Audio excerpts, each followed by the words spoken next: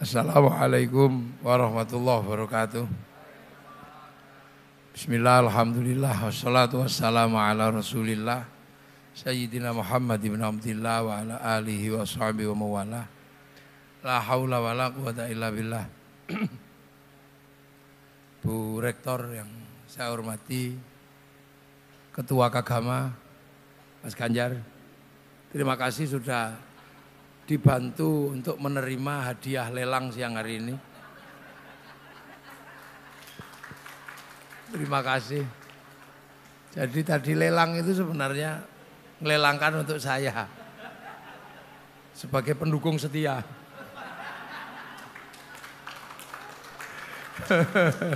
Yes, pindah malih matur nuwun Mas Ganjar. Seluruh pengurus Kagama dan para hadirin yang berbahagia, alhamdulillah. Iki temane merawat persaudaraan dalam rakyat, cita kemanusiaan dan kebangsaan. Iki angel nih. Ini, intelektual itu kalau bikin judul angel. Ini cara kiai iki mek siji tok nih.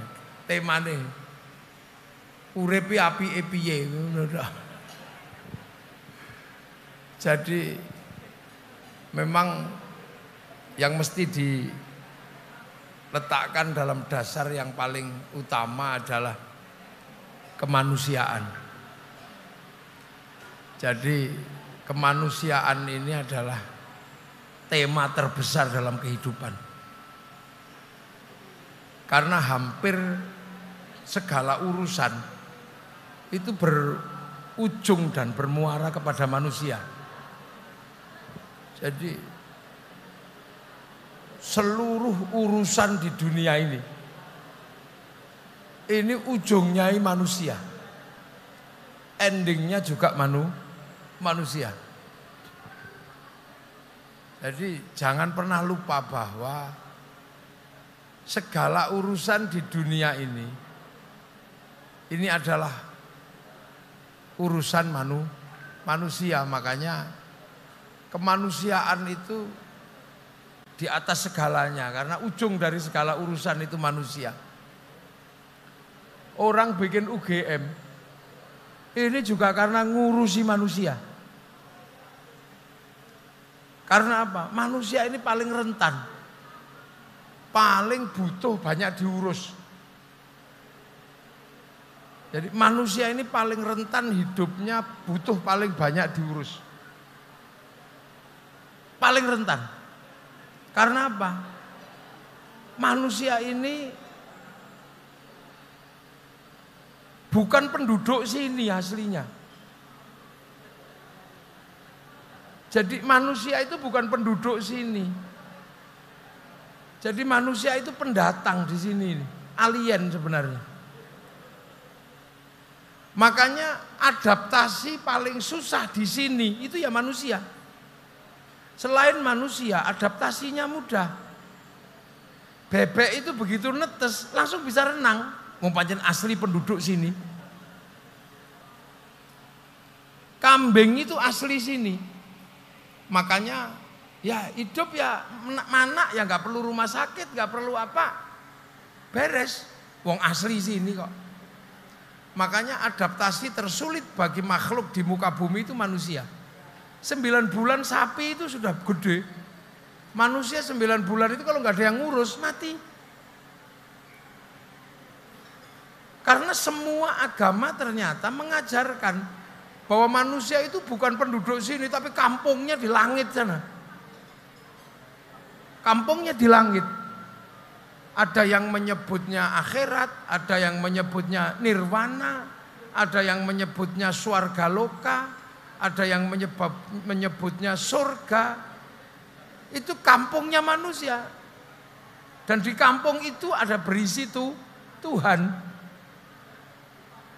Dan semua manusia punya kesadaran bahwa manusia ini produk yang sebelum turun ke sini di assembling itu diregister. Jadi manusia itu seluruhnya melewati pusat data Tuhan. Orang Islam menyebut cloud pusat data itu namanya Lauhil Mahfuz. Itu di langit keberapa kita juga nggak tahu. Nah, ada yang menyebut pusat data manusia di langit itu namanya Tabut Sulaiman. Ada yang menyebut pusat data manusia itu namanya kotak Pandora. Nah, orang Jepang menyebutnya kantong Doraemon. Itu pusat data. Jadi manusia itu kesini ini produk. Dan manusia itu sama kedudukannya sebelum diproduksi. Nah, ketika habis diregister, makanya manusia itu semua agama memberikan catatan bahwa manusia itu membawa paketannya masing-masing. Rezekinya, jodohnya, nyawanya, itu ada registernya di sana. Nah, terus dari sana ini di-assembling. Nah, assembling ini tergantung Tuhan mau meng-assembling di mana. Karena assembling itu dibikin oleh nutfah dari orang tuanya masing-masing. Nah, di assembling ini ada yang di assembling model di Cina. Ya, tembem-tembem sipit-sipit. Ada yang di assembling di Eropa, tinggi besar, rambutnya merah. Nah, tempat mengassembling manusia inilah yang disebut bangsa, kebangsaan. Makanya aku bikin kalian berbangsa-bangsa, bersuku-suku, agar kalian pengertian kalau manusia itu sama. Makanya kemanusiaan itu sama, humanisme itu basicnya sama, humaniora basicnya sama, hak asasi manusia basicnya sama. Karena semua manusia punya kesadaran bahwa manusia itu berasal dari satu tempat yang tidak di sini. Tapi assemblingnya membuat manusia disebut berbangsa-bangsa, bersuku-suku. Nah, itulah makanya ketika manusia itu turun ke sini ini bukan kampungnya, membawa paketannya masing-masing. Maka manusia selalu dikatakan, kamu jangan lupa bahwa dirimu ini terhubung dengan cloud yang sana. Cloud itu yang membuat apapun yang kamu kerjakan terdeteksi secara digital. Seperti handphone ada kartu, dimasukkan ke dalam handphone, apapun yang dilakukan oleh handphone, jejak digitalnya ada karena kartu terhubung dengan provider. Nah, manusia ini terhubung dengan provider. Dengan lauh kalau Islam, kalau yang Nasrani Yahudi dengan Tabut Sulaiman, kalau yang orang Yunani dengan kotak Pandora, yang Jepang dengan kantong Doraemon. Makanya manusia yang di-assembling ini sama. Terhubung, jejak digitalnya nggak pernah hilang. Makanya manusia di sini ini jangan sampai melakukan sesuatu yang tidak baik. Karena assembling ini hanya melakukan mekanisme dan kerja sosial, kerja sosiologi, kerja antropologi. Tapi hasil pekerjaannya di-save oleh memori yang namanya nyawa atau roh. Roh ini sistem kerjanya adalah merekam seluruh kegiatan assembling dari awal sampai akhir. Makanya apapun yang dilakukan oleh tubuh manusia direkam oleh nyawa, ketika kembali di print out. Kalau print outnya bagus ya masuk ke tempat yang bagus, pasarnya bukan pasar gelap. Jadi pasar resmi, bukan black market gitu loh kalau ininya. Loh makanya manusia ini, makanya kalau di dalam Islam manusia dikasih Quran. Quran itu ya produk downloadan dari cloud sana. Makanya Quran itu karena downloadan dari cloud dikatakan bal huwa Qur'anum Majid fi Lauhil Mahfuz. Maka Quran itu ketika turun pakai coding. Pakai algoritma. Nah, algoritma Al-Qur'an itu ya alif lam mim, nun, kaf ha ya ain shad. Makanya dulu di dalam Islam itu ada ilmu coding, algoritma Al-Qur'an. Namanya kitabnya salah satunya Al-Awfaq. Rumusnya itu adalah abjadun hawazun. Persis seperti kita belajar coding ABCD itu. Atau 1, 2, 3. Makanya kalau mau belajar Quran gak ngerti codingnya, sama dengan bawa ATM gak punya passwordnya. Makanya banyak sekali orang belajar Quran kacau. malah suka marah-marah sama manusia yang beda, dia bom gitu. Itu karena salah coding itu kalau dalam bahasanya. Algoritmanya sama, alif lam mim nun kaf ha ya ain shad, itu coding dalam algoritma. Nah, makanya manusia ini sistem hidupnya selalu dikatakan kamu jangan lupa bahwa dirimu disatukan oleh sesuatu yang terhubung dengan cloud. Apapun yang kamu lakukan direkam oleh mekanisme cloud di sana. Nanti di print out. Makanya manusia itu seperti kartu, bisa kirim doa, kirim foto, kirim gambar, yang penting punya wifi. Nah kalau nggak punya wifi, nggak punya paketan, silahkan cari wifi gratisan ke warung.co.id. Makanya ketika manusia mau kirim doa, kirim bacaan Fatihah, nggak punya paketan, pakai paketannya nabi, pakai paketannya wali, karena nabi wali paketannya besar, karena download. Qalu rabbuna Allah tsumastaqamu tatanazzalu alaihimul malaikah alla takhafu wala tahzanu. Download Sunan Kalijogo itu download 3 tahun begini.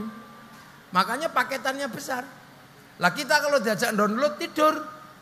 Ya Allah, ya Allah, ya Allah, ya Allah, ya Allah. Maka kita nggak punya wifi. Makanya jangan macam-macam sama orang-orang kekasih-kekasih Allah itu. Itu paketannya besar. Makanya kalau pengen ngerti hatinya Pak Ganjar gampang, wong paketannya gede, diretas. Makanya wali-wali itu merusak durunge winara karena bisa meretas. Dan jangan macam-macam kalau paketannya kecil sama orang-orang besar yang paketannya gede, dihack itu bisa mati itu. Makanya ada santet, ada apa itu dihack itu kalau dalam, karena terhubung dengan cloud sana. Loh makanya kalau kita nggak punya wifi, kita pakai wifi-nya Nabi, dalam bahasa santri adalah tawassul ila hadratin nabiyil mustafa wa ila jamil anbiya wal mursalin, baru mengirim Fatihah kemana nenek moyang kita, abaina ummahatina masyayikhina wal jamil muslimina wal muslimat wal mutalqim al-Fatihah, dikirimi semua. Share it itu namanya.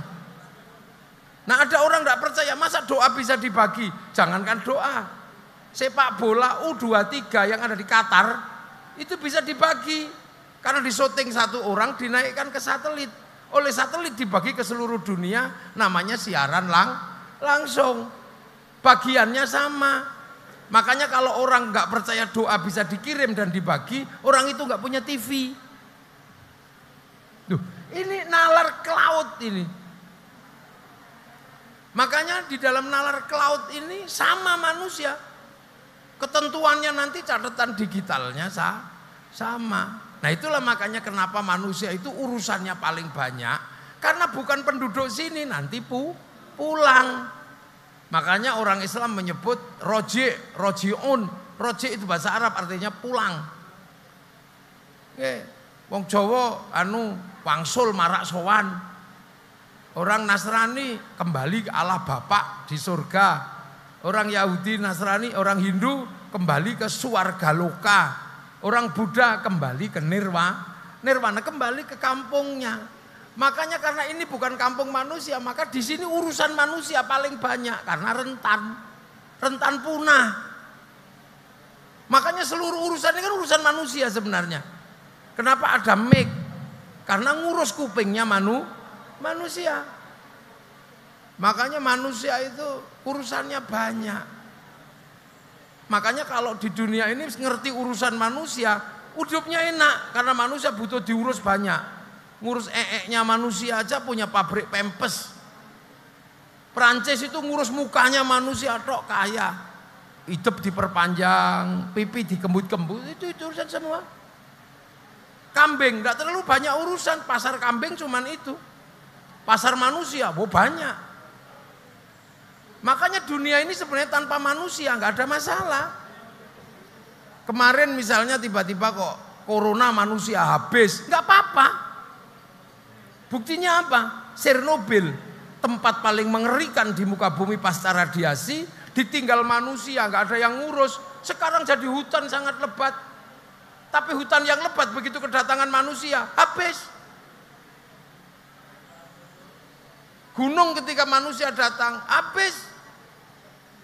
Tapi tempat yang tidak dijamah manusia utuh. Makanya kambing nggak ada manusia, dia hidup. Tapi manusia nggak ada kambing, mati. Ikan itu nggak ada manusia, dia hidup biasa aja. Tapi manusia nggak ada ikan, mati. Coba ketika manusia nggak ada masalah. Hutan Kagama masih utuh. Begitu ada manusia, ditebang dijadikan rumah. Loh ini kan manusia ini sebenarnya yang paling rentan. Jadi dunia ini ditinggal manusia nggak ada masalah. Buktinya raja mati ya nggak ada masalah. Tapi coba manusia hidup di dunia ini ditinggal sama cacing gitu. Bayangin, tahu-tahu cacing hilang dari muka bumi gitu. Manusia paling bertahan 3 bulan. Habis itu manusia ikut mati semua. Di perutnya nggak ada yang bantu pencernaan, sisa makanan di luar nggak ada yang mengurai, itu penyakit semua batang numpuk tok mate menungso.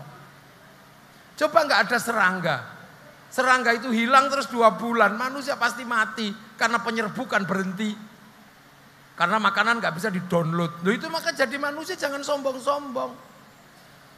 Nah itu loh karena manusia ini punya ketergantungan yang luar biasa, maka bangsa-bangsa, suku-suku jangan lupa bersaudara karena manusia hidup gak bisa independen. Saya ini kiai, sampai yang mengatakan saya nggak kiai. Yang saya ajarkan itu sholat. Tapi sholat itu ternyata nggak independen karena sholat itu nutup aurat. Tutup aurat itu kain. Kain itu urusannya pabrik kain. Dilala yang punya pabrik kain itu Cina. Kiai nggak boleh ngamuk sama Cina. Kalau Cinanya pergi, sholatnya telanjang, nggak jadi sholat. Loh, itu hidup. Haji itu urusan Islam, tapi begitu berangkat diurus sama Yahudi sama Nasrani karena urusannya pesawat. Makanya survival manusia di dunia ini diajarkan doa yang paling sederhana bahwa kamu nggak independen. Makanya ketika kamu makan sebagai basic instingmu untuk hidup, kamu berdoalah dengan doa Allahumma barik lana. Kenapa bukan barikli? Kenapa barik lana? Berkahilah kami. Kenapa bukan berkahilah saya? Karena makan itu yang ngurus banyak orang. Yang nanem siapa? Yang bikin cobek siapa? Kompor siapa? Yang bikin garam siapa? Kita orang di Jogja nggak punya garam, yang punya orang Jepara, orang Rembang. Kita nggak pernah nanya apakah kamu waktu bikin garam ditambak itu nggak kencing di tambakmu. Nggak ada yang nanya. Makanya bahasa Jawa itu mirip uyah sama uyo. Karena dikhawatirkan pas gawe uyah karo nguyo.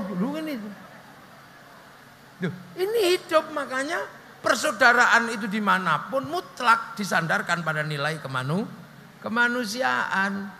Karena manusia tidak punya pilihan ketika hidup di sini, dia dibikin berbangsa-bangsa, bersuku-suku, yang bisa dipilih adalah bagaimana hidup bersama. Untuk apa? Karena manusia tidak bisa hidup tanpa ketergantungan pada yang lain. Coba dosen ini kenapa disebut dosen? Ya karena ngurus akali manusia lewat pengetahuan. Makanya jangan pernah merasa bahwa persaudaraan itu nggak penting. Pentingnya luar biasa karena manusia nggak bisa hidup secara independen. Itu kan normal. Makanya kemanusiaan itu sama. Bangsanya berbeda, nilai kemanusiaannya sama. Nah itulah pelajaran Tuhan. Makanya nanti kemanusiaan ini menjadi mutlak. Nah itulah maka kemudian ketika kita berbangsa-bangsa, kita punya pilihan. Apa pilihannya? Untuk menjadi tempat paling ramah buat manusia. Kalau manusia itu diatur oleh Tuhan, Tuhan punya wakil namanya Rasul, sandarkan kepada wakil Tuhan. Pelajarannya apa? Untuk manusia yang berbeda-beda, tapi butuh kemanusiaan.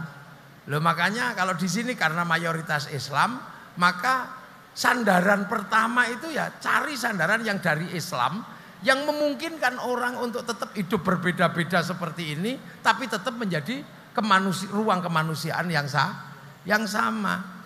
Makanya Islam itu disandarkan pada nilai-nilai dasar. Sehingga ketika bangsa ini membentuk kesepakatan kemanusiaan yang berbeda-beda, konsep ketuhanan yang dipakai. Konsep apa? Konsepnya dari awal ya semua disandarkan pada ketuhanan yang Maha Esa. Setelah kamu berketuhanan jangan lupa bahwa kemanusiaan yang adil, beradab. Keadilan itu penting. Kalau sudah punya keadilan, punya kemungkinan manusia untuk bersatu. Lah kalau sudah bersatu, biarkan persatuan itu adalah punya warna yang berbeda-beda, tapi bisa hidup saling bertanggung jawab. Maka landasan yang dipakai adalah landasan agama. Agama mayoritas Islam ini yang dipakai. Apa? Kullukum ra'in wa kullukum mas'ulun an ra'iyati. Kalian semua adalah para pemimpin yang harus hidup saling bertanggung jawab antara yang mimpin dan yang dipimpin. Makanya konsep yang dipakai adalah konsep ra'iyah. Nah, ra'iyah itu dipakai oleh nenek moyang kita untuk menjaga perbedaan ini dengan konsep yang diserap menjadi rakyat. Jadi rakyat itu sebenarnya adalah bahasa Nabi tentang manusia yang berbeda-beda tapi saling bertanggung jawab. Kullukum ra'in wa kullukum mas'ulun an ra'iyati. Jadi itu bahasa Arab sebenarnya. Dari landasan mayoritas kaum muslimin. Resikonya apa ketika menggunakan ra'iyah? Resikonya ra'iyah ini sampai kapanpun tidak akan pernah menjadi diktator mayoritas. Kalau pakai konsepnya Eropa yang namanya people, Vox Populi Vox Dei, suara mayoritas adalah suara Tuhan, maka potensi untuk menjadi diktator sangat kuat. Karena begitu dia mayoritas, dia menyatakan diri sebagai wakil Tuhan, maka dia punya potensi untuk diktator mayoritas, people itu. Begitu juga kenapa tidak menggunakan konsepnya PKI tentang komunisme yang disandarkan semua pada proletar. Karena proletar itu kalau mayoritas dia bisa menjadi diktator mayoritas. Karena potensi diktator proletariat itu besar. Tapi konsep ro'iyah ini yang dianut oleh kaum muslimin adalah konsep hidup berbeda-beda tapi saling tanggung jawab. Maka ro'iyah tidak boleh mengkafirkan orang. Nah itu diserap ke bahasa kita menjadi rakyat. Makanya sila setelah persatuan adalah kerakyatan. Maka kerakyatan tidak akan pernah menyandarkan bahwa mayoritas boleh menjadi diktator. Itu loh di situ. Dan satu-satunya negara mayoritas muslim yang bisa menerapkan konsep ra'iyah untuk warga bangsanya hanya muslim Indonesia. Tidak ada yang lain. Itu makanya ra'iyah, sehingga dulu yang tadinya kawulo Gusti bisa berubah. Tetap menyebut dirinya kulo yang kawulo. Yang hamba sahaya tetap menyebut dirinya saya. Yang Sunda abdi tetap abdi. Yang pukulun sana tetap ulun. Karena apa? Semua menggantungkan diri kepada konsep ra'iyah. Hidup berbeda-beda tapi saling tanggung jawab. Nah itu makanya sumpah palapa. Yang tadinya di situ ada kasta-kasta. Begitu ada konsep ra'iyah, dia melebur. Nah konsep ra'iyah ini adalah konsep bersama tapi saling tanggung jawab. Makanya ra'iyah itu kalau ngumpul namanya musyarakah. Diserap ke bahasa kita jadi masyarakat. Kalau berbeda faham, bicarakan yang baik. Wasyawirhum fil amri, maka kalimat yang dipakai adalah musyawarah. Nah kenapa dulu yang nata ini? Kenapa? Yang nata siapa? Kok teritorinya ra'iyah disebut wilayah? Karena yang nata itu adalah para wali. Karena al-wali punya wilayah. Nah itu maka di Indonesia dikenal ada wali. Kenapa wali? Karena dulu yang harus mengajarkan agama itu harus para wali. Bukan saudagar. Karena saudagar pasti ditolak. Karena dalam konsep Hindu, saudagar itu sudra. Pedagang itu sudra. Petani itu sudra. Saudagar tidak boleh ngomong agama karena dia sudra. Yang boleh ngomong agama itu Brahmana. Nah yang seimbang dengan konsep Brahmana itu adalah wali. Yang satu punya karomah, yang satu punya cakti. Makanya sejarah pengislaman itu sejarah kesaktian. Karena yang lain sudah gak dibutuhkan. Teori pertanian sini jagonya. Teori perdagangan, sini pedagang paling ulung. Teori politik, negara kertagama sudah di sini. Teori persatuan sudah ada. Teori perang komplit. Yang dibutuhkan adalah peralihan dari Brahmana ke wali. Nah itu yang kadang digugat. Kenapa yang ke Eropa itu panglima perang, yang ke Cina pedagang, yang ke Afrika sahabat, yang sini kok wali? Karena bangsa yang beradab, agama dipegang oleh otoritas Brahmana, yang imbang dengan Brahmana itu wali. Nah, itu sebenarnya konsepnya ilmiah. Cuman karena yang lain nggak mau belajar, jadi kadang terus itu disebut musyrik, bid'ah, kuburannya isi hantu, itu karena nggak ngerti sebenarnya. Nah, konsep ro'iyah inilah yang akhirnya menyelamatkan. Yang Arab satu bangsa bisa pecah puluhan negara, Eropa satu bangsa pecah puluhan negara, Afrika satu bangsa pecah puluhan negara. Kenapa kita puluhan bangsa, suku dan agama mampu bersatu dalam satu negara kesatuan Republik Indonesia? Ya karena konsepnya berbeda-beda tapi hidup saling tanggung jawab. Dan itu kita pilih dalam hidup kebangsaan yang namanya Indonesia. Makanya santri-santri seperti saya yang tahu proses ini, itu tidak pernah ingkar NKRI harga mati. Karena kalau NKRI tidak harga mati, kekacauan terjadi, manusianya mati karena perang kacau, agamanya rusak karena kekacauan. Maka NKRI yang dibungkus persatuan ini harga mati. Karena kalau NKRI tidak harga mati, manusianya yang mati dan agama yang mati. Seperti Timur Tengah, karena negaranya tidak harga mati, maka terjadi perang, manusianya mati, agamanya rusak, UGM-nya hancur. Itu terjadi kenapa UGM? Karena negaranya damai. Nah itu makanya orang tidak boleh mengganggu Pancasila itu. Makanya kerakyatan yang dipimpin oleh hikmah. Hikmah itu apa? Kebenaran bersama dan sejati dari hati yang jernih. Makanya orang tidak punya kejernihan hati nggak boleh memimpin negeri. Itu. Loh itu makanya kita ini balik ke situ. Nah inilah ini namanya makanya kemanusiaan yang adil dan beradab itu hanya bisa dibangun kalau semua manusia hidup saling bertanggung jawab. Maka konsep yang dipakai konsep ra'iyah, maka strukturnya adalah kerakyatan yang dipimpin oleh hikmat, kebijaksanaan, permusyawaratan, perwakilan. Ini konsepnya baru tercipta keadilan sosial bagi seluruh ra'iyah Indonesia. Jadi makanya manusia ini kalau ingat itu, you pengen balik, print outnya bagus atau tidak, ya tergantung seberapa kuat kita punya rekaman yang baik. Jadi Indonesia ini sebenarnya sebuah negara yang sudah dipersiapkan dalam waktu yang sangat lama oleh para pendiri bangsa. Semenjak zaman sebelum Gajah Mada, semenjak Gajah Mada, semenjak menjadi NKRI paralel. Jadi Bhinneka Tunggal Ika itu paralel dengan konsep ra'iyah, paralel dengan konsep permusyawaratan perwakilan. Ini paralel. Jadi belum ada yang mengingkari. Mengingkari apa? Struktur sosial, politik, sosiologi, antropologinya paralel. Makanya Indonesia bisa menikmati situasi seperti ini. Karena apa? Kita punya kesepakatan bahwa kemanusiaan itu harus adil karena dia tidak bisa bedakan apapun. Tapi bahwa hanya problem kebangsaan yang membuat manusia berbeda, karena itu takdir Tuhan di-assembling di mana? Proses kembalinya tubuhnya ini menjadi alat rekam terbaik. Maka ketika manusia pulang ke kampungnya, cuman di print out gitu aja, jejak digitalnya apa.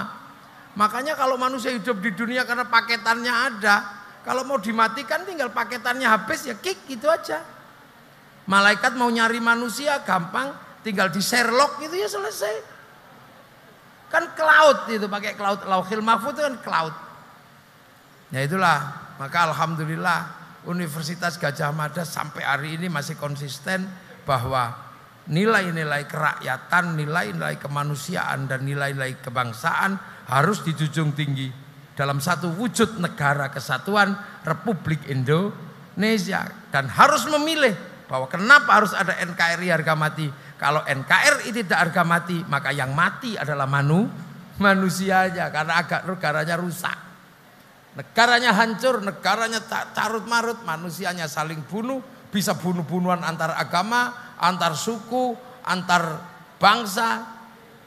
Dan agama yang dicita-citakan manusia bisa hancur karena tidak ada keamanan. Orang ke masjid juga masjidnya rusak, orang sekolah juga sekolahannya rusak. Makanya menyelamatkan wadah dalam bahtera ketika kita berlayar itu lebih penting daripada ngurus perkelahiannya dulu. Yang diurus pertama adalah kapalnya, jangan sampai karam. Kalau kapal sampai karam, semua yang di atas akan mati. Makanya semboyan NKRI harga mati adalah bahwa pusat dari penyelamatan manusia biar nggak mati adalah negara yang aman. Dan kita memiliki konsep ra'iyah, konsep hidup berbeda tapi saling tanggung jawab. Maka saya mohon kalau nanti ada anak-anak UGM, ada alumni Kagama yang tiba-tiba mempersoalkan negara ini dalam konsep agama, jelaskan bahwa negara paling syar'i di dunia adalah negara Indonesia. Turun. Assalamualaikum warahmatullahi wabarakatuh.